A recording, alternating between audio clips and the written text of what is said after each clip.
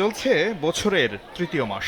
সিলেটের কাকড়দিয়া তেরাতল উচ্চ বিদ্যালয়ের নবম শ্রেণীর শিক্ষার্থীদের হাতে মাত্র 2টি বই, বাংলা আর ইংরেজি।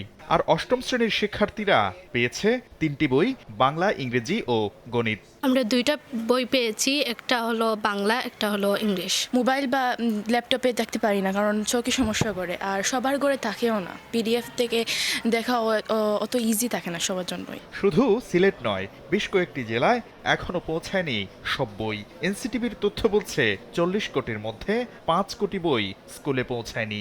অনেক স্কুলেই জোড়াতালি দিয়ে চলছে শিক্ষা কার্যক্রম।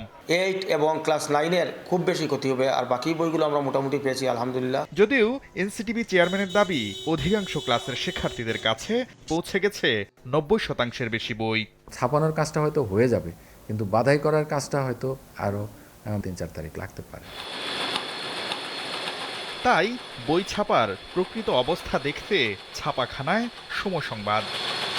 রাজধানীর মাতোয়াইলের প্রেসগুলোতে এখন ছাপা হচ্ছে দাখিল নবম শ্রেণীর বই।